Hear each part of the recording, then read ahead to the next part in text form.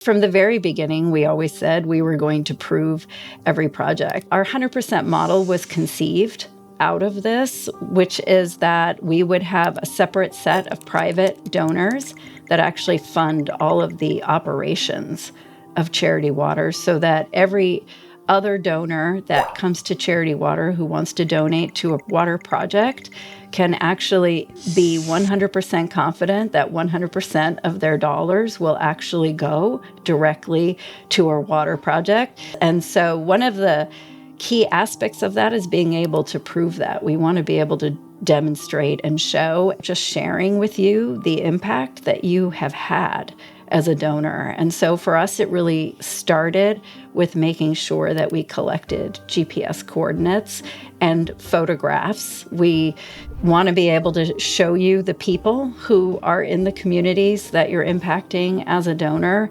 and allow you to drill into the exact project so you can see what type of solution and where it is in the world and all of those things, which help build trust with donors overall that their money is actually going where we hope or where they hope.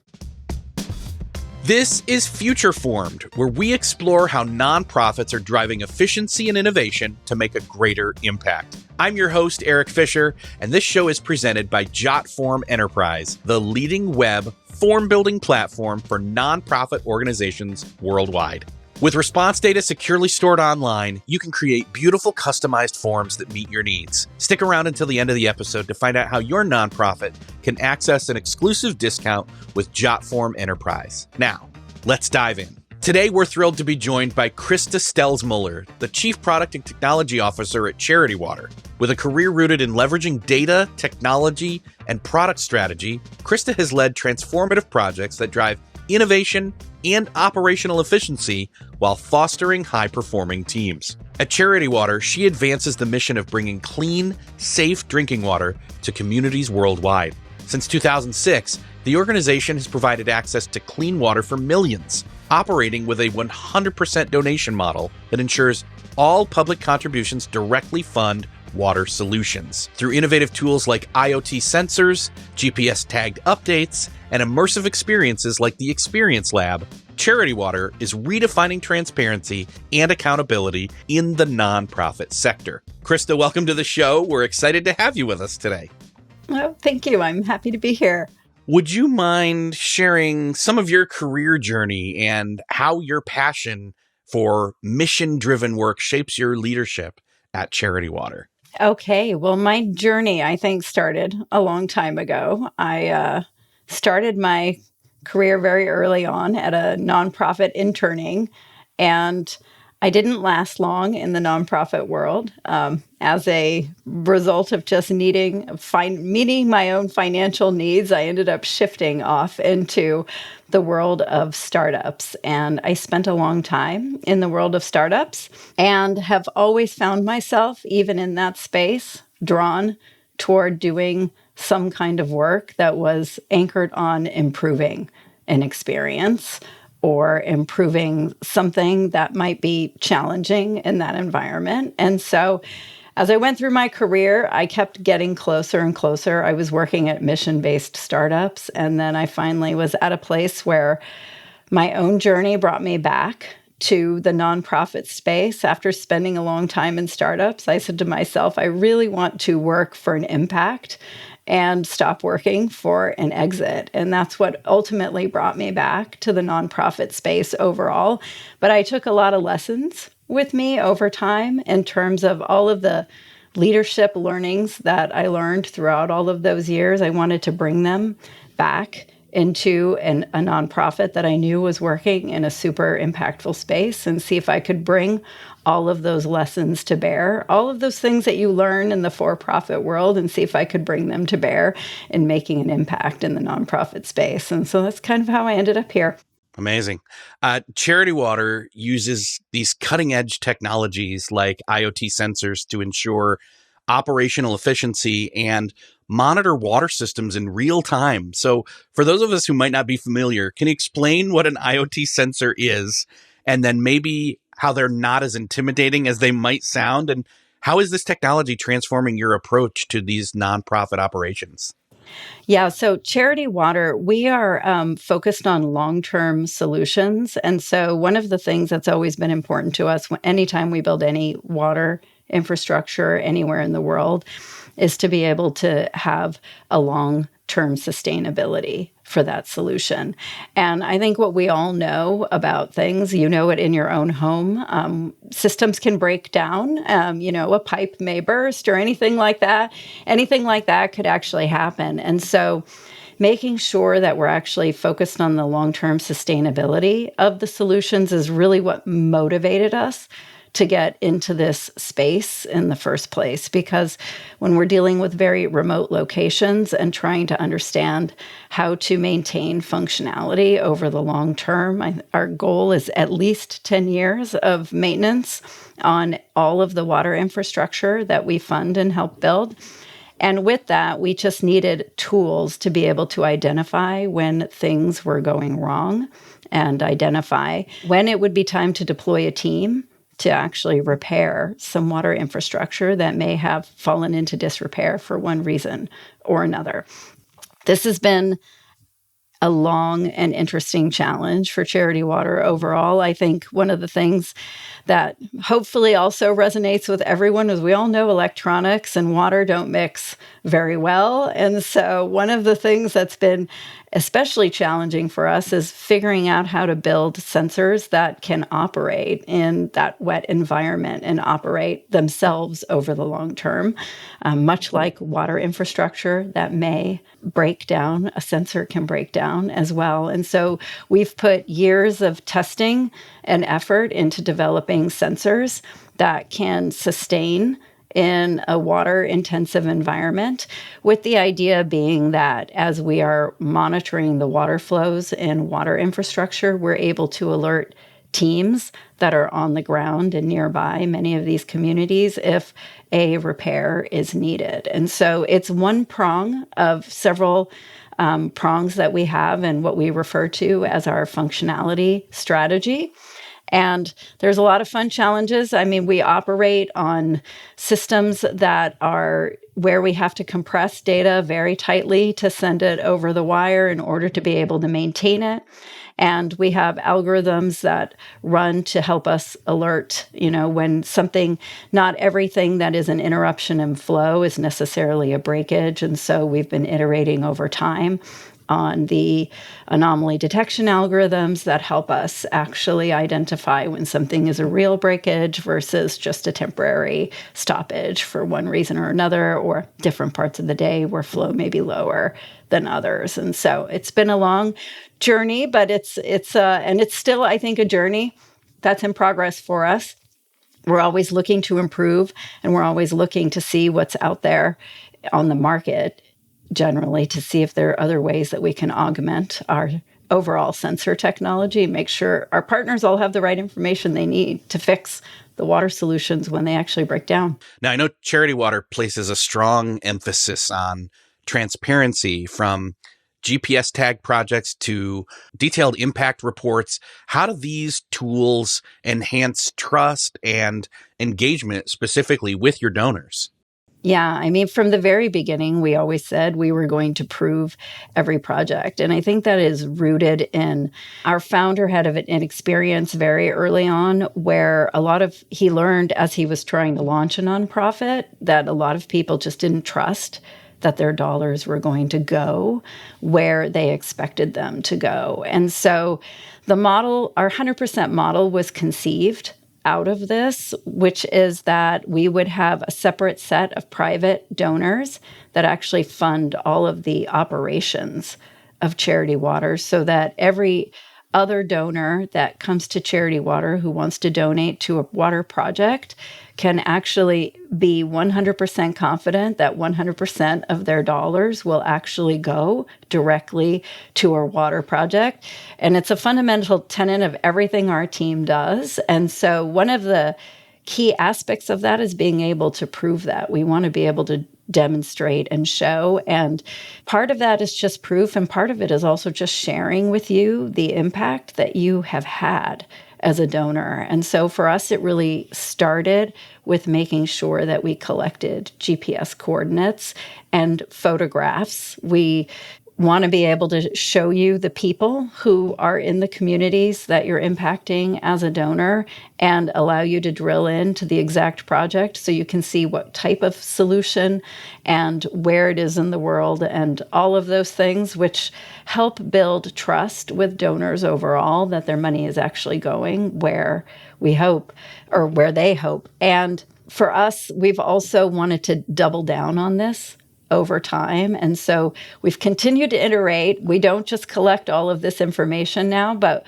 we've been working on solutions that help you connect your donation from the moment that it comes in until the moment that we've actually matched it with a project. And we are now taking it to, we've been able to do this with donors at a specific scale over time, but we're super excited to be able to offer that now to a donor, whether it's a $5 donation or whether it's a $5,000 donation.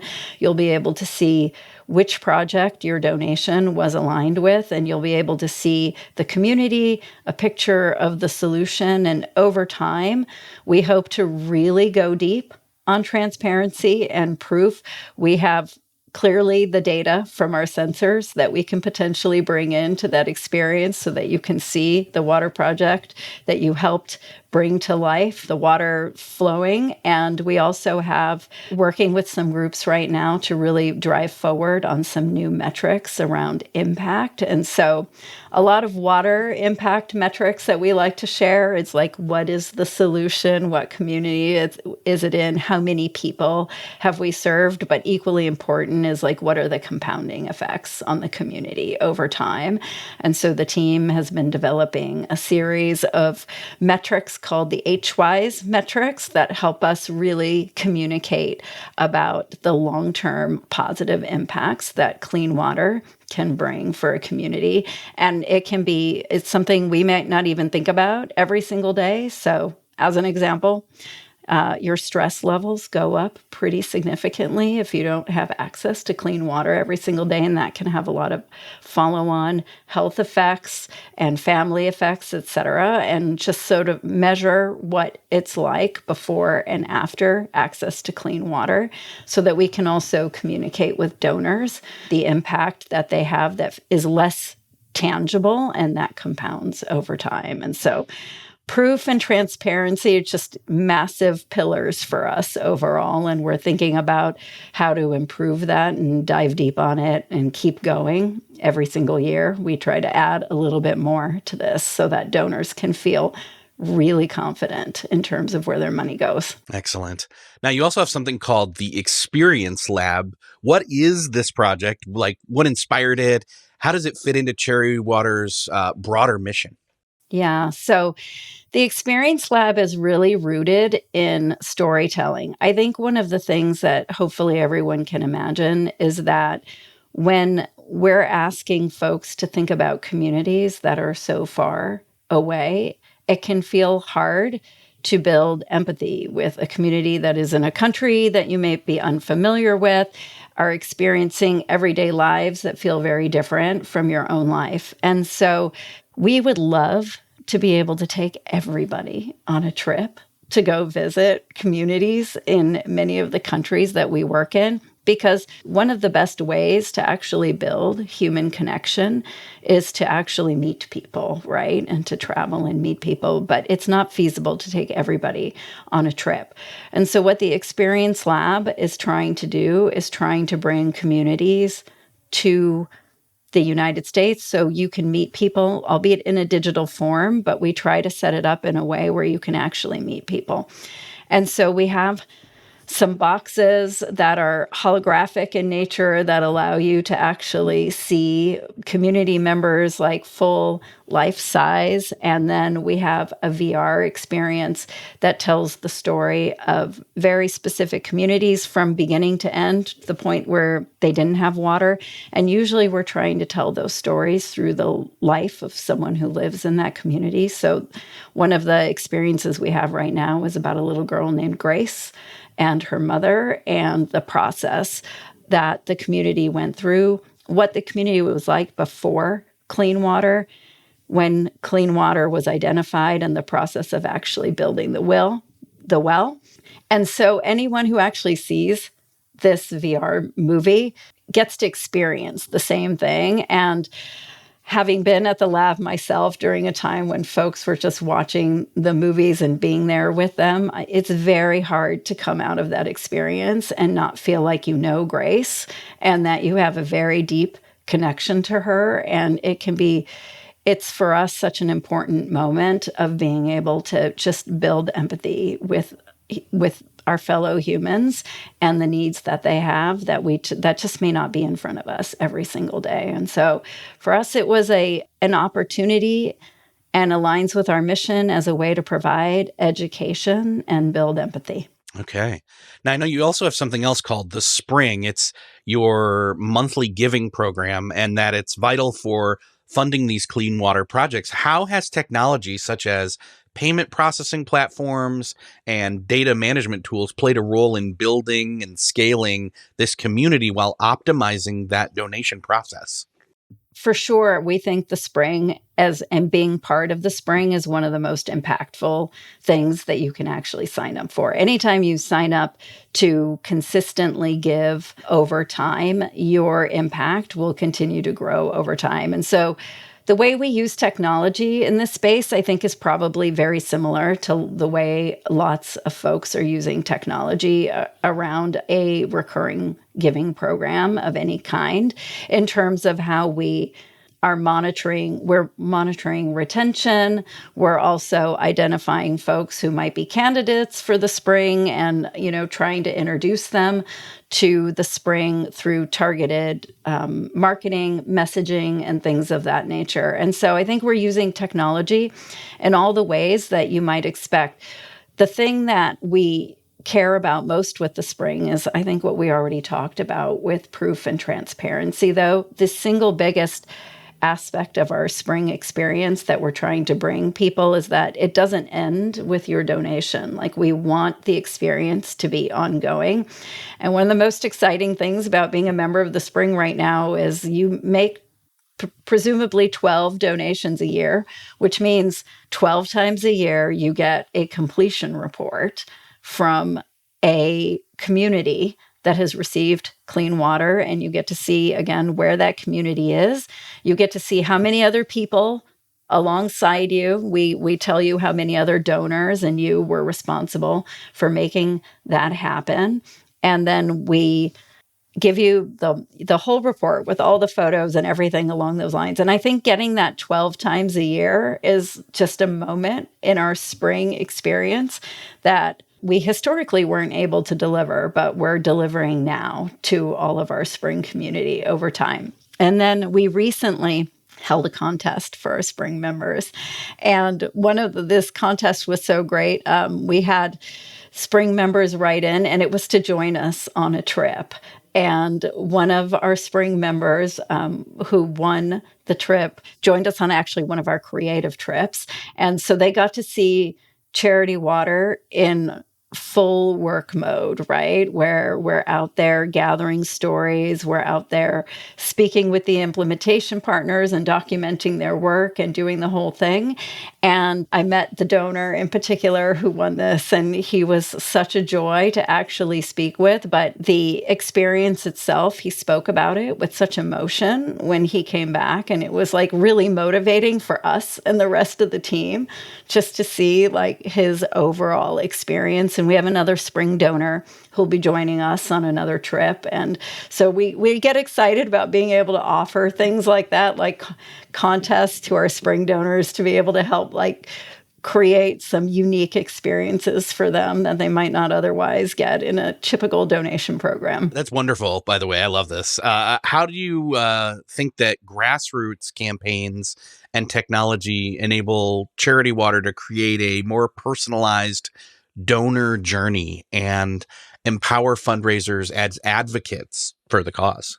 Yeah. So our fundraisers, wow, we love our fundraisers. Every year we have some especially big recurring fundraisers. And I think those are often the most exciting because they're grassroots, but we know they're coming because we know that these folks do this every single year, that it's a huge part of just their own annual choice to contribute and how they want to contribute. We interact with our fundraisers all the time. Our supporter experience team is constantly like reaching out. And I don't know if other groups do this, but we celebrate our fundraisers internally. And so our internal staff is every day getting updates on different fundraisers that are happening out there and who's doing what, especially when someone decides to do something like super fun, we'll get the update on it.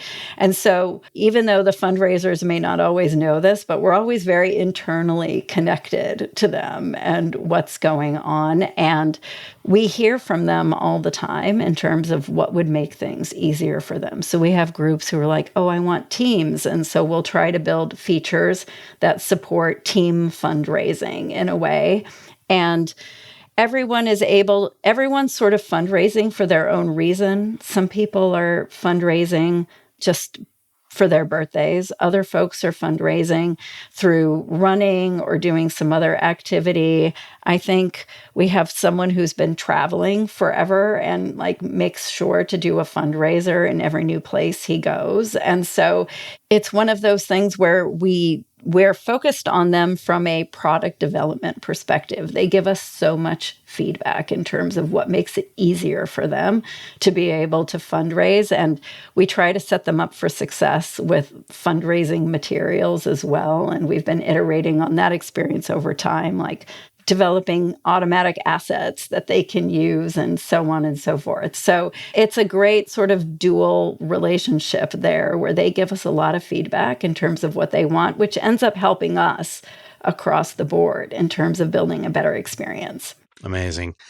Charity Water is working obviously with local partners to deliver community-owned water solutions. So how does the organization ensure these partnerships are efficient and impactful? Oh, this is such a good question. So this is really the heart and soul of what our entire program finance team is dedicated to. And so we have a program finance team that manages all of the grants with our local partners and holds them to the standards. Everyone has to sign on to the Charity Water standards if we're going to sign on with a particular local implementation partner. And the vetting process, without going into loads of details about the vetting process is really, really intense. And so we don't bring on a new partner lightly. I want to say in the last 2 years, I don't think we've actually brought on more than maybe 1 or 2 partners. Like it takes a while to actually become a partner in our ecosystem, and the team is really careful around it, and they have really rigorous auditing that goes against everything. And so the team is constantly in country meeting and going over the books, like directly going over the books themselves in order to make sure that all of the ways that the donations are being used are actually lining up in the way that we have actually promised our donors. And so it is a very people-intensive process. It is supported by technology, of course, but it is people who are at the heart and soul of making sure that all of that auditing happens and gets turned around correctly. And then we also, of course, have our independent auditors who review everything at the end of the year. That's encouraging to hear that you have those standards of quality to make sure that you're having an impact and have that effectiveness and efficiency. With initiatives like the IoT sensors and the Experience Lab, Charity Water has demonstrated how nonprofits can scale their operations effectively. What practical advice would you give to other nonprofit leaders who want to leverage technology and innovation to achieve similar success? Yeah, I think the most practical advice that I can give is if you see technology as a cost center, you will never actually achieve what you can achieve with technology in terms of driving efficiency and in terms of just driving a return on your investment overall. You have to see technology as an investment in both your programs and in your revenue. And if you see technology as a revenue driver and an impact driver and you invest in it accordingly, that will change dramatically the type of effect that technology can have on your organization overall. I know from my own personal experience, when I was looking to join a nonprofit and speaking to different nonprofits, it was clear to me, those nonprofits that were looking at technology like a cost center, it's a limiting way, it's a limiting lens overall. And I don't think you'll ever get to a place where you feel like technology is actually helping you achieve your goals if it's looked at through that lens. Yeah, that makes sense. You've emphasized that research and development are keys to sustainability. How do you prioritize R&D efforts, and what innovations, I should say, are on the horizon for Charity Water? Yeah, so I think in terms of how we prioritize R&D overall, we do have to set aside and be intentional about it. So one of Charity Water's core values is actually innovation. And as a result, we're constantly looking at ways that we can use technology in a unique way. It's our storytelling, our brand and storytelling team, they're using technology to conceive of ideas like the Experience Lab and drive innovation on that front. And internally, our teams are constantly staying on top of what they can do now. And like we explore right now, I know my software engineers are exploring using agents to actually do some of the refactors that can be quite tedious in the code base. And they're trying to push things forward by just using AI in creative ways to make sure that they can be focusing their time on the most high impact thing that they can be doing. And so I think we innovate in all kinds of ways. I know I mentioned it earlier, but the HWise indicators, that's a real innovation that's happening on the program side as well. And so I'm excited to see that one gain more traction over time. It's in very early days right now, but it's going to gain some traction over time. Yeah. I'm excited to see this. You just mentioned the Experience Lab again. I'm curious, in terms of that future focus, what have you learned from launching the Experience Lab that it approaches how you influence how your future projects at Charity Water will be involved?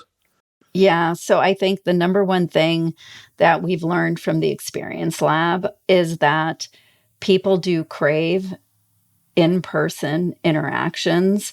And I think we all took this journey together with COVID, right? And we all got very used to a very remote world, right? And operating inside of a very remote world. And I think sometimes we can lose sight of how much people are actually craving the ability to connect in a more meaningful way. And so even though we're connecting folks through digital experiences in an in-person capacity, I think the thing that we've really got excited about was just how many people, like we invited a huge portion of our donor base to come for a weekend, what we called it a weekend for water, and to come actually visit the Experience Lab. And I think we were just so surprised at how many people took the time to travel and actually show up, because having that in-person experience is fundamentally different than having a remote experience of some kind. And so figuring out how we can scale that and sort of take it on the road in the future. It may not be a this year thing, but maybe it's probably going to be in the next couple years. Figuring out how we can continue to drive those in-person experiences is a big learning that we've taken away from it. It was just very validating to feel like we had suspected that the in-person thing would be meaningful, and it was very validating to find out just how much that actually did mean to people. It makes a lot of difference. Looking ahead, how do you see Charity Water continuing to innovate and scale its mission to end the global water crisis? I mean, I think we're trying to speed it up. And so we know that this is a problem that's solvable in our lifetimes, right? And so our goal has always been to solve it. It's not to be a group that stays around forever and ever. It's to be the group that helps actually solve this problem. And so the things that we are focused on how to accelerate raising revenue, because we know if we can accelerate raising revenue, we can solve this problem faster than the trajectory that we're actually on today.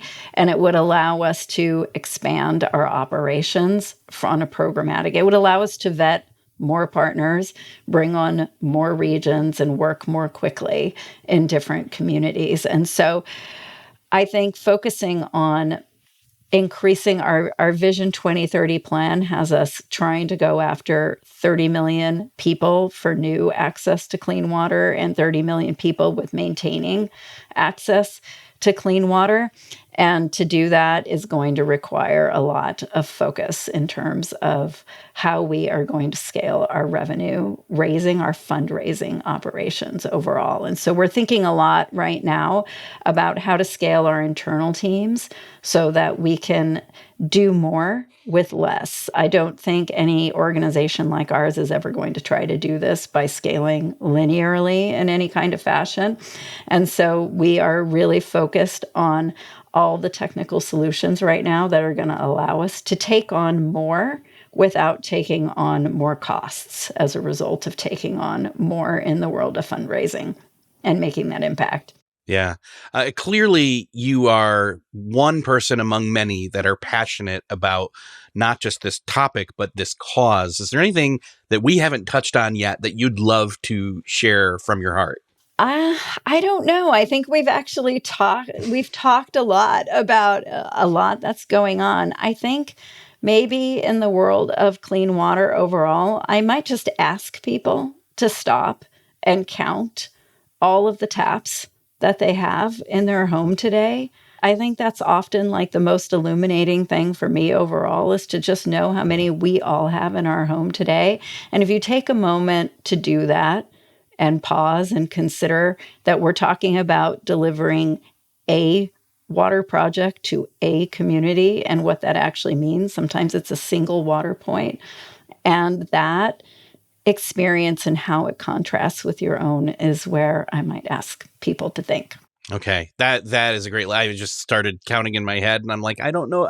If I can't even count while I'm trying to think about it, then it means I've got a privilege that I'm taking for granted. So thank you for that reminder. That's great. Christa, it's been great talking with you today.